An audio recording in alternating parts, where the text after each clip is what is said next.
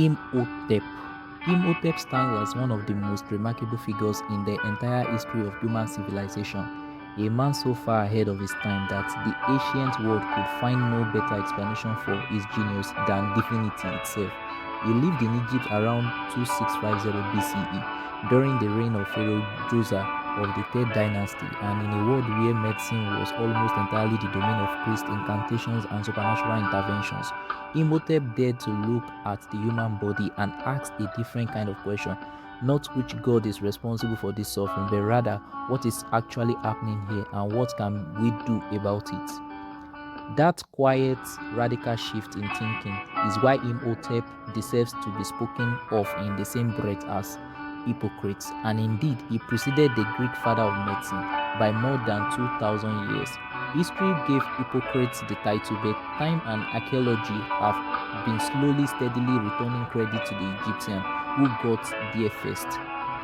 The primary document connecting us to his medical legacy is the Edwin Smith Papyrus, believed to trace back to Imhotep's own era. It is a surgical text of extraordinary discipline, working through 48 case studies of injuries and ailments, each structured around examination, diagnosis, prognosis, and treatment. The physician is instructed to look, to touch, to observe. In hopeless cases, he is told to say plainly, "This is an ailment, I will not treat," not because the gods have abandoned the patient, but because honest clinical assessment demands it. That kind of sober reasoning was virtually unheard of in the ancient world. The papyrus also describes the brain with a specificity that is almost shocking, using the word for the very first time in recorded human history, observing its membrane, and noting that injury to the brain can cause paralysis in distant part of the body. Whoever authored the original text was observing the human body with an empirical curiosity that belongs firmly in the tradition of science, not sorcery.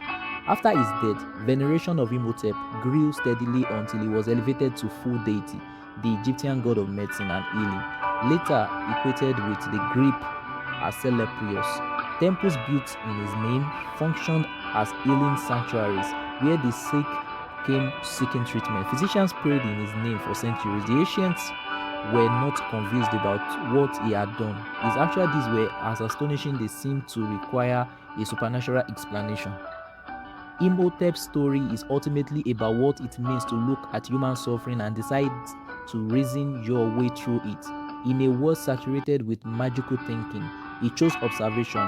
In a culture that explained illness as divine punishment, he catalogued symptoms. He built the world's first monumental stone structure in the Step Pyramid, and he built something equally enduring in thought, careful, empirical, compassionate medical reasoning that predates everything we usually call the beginning of science. To know Imhotep is to understand that the human impulse towards healing, towards understanding the body with knowledge rather than superstition, is not a modern invention. It is as ancient as civilization itself, and it has name.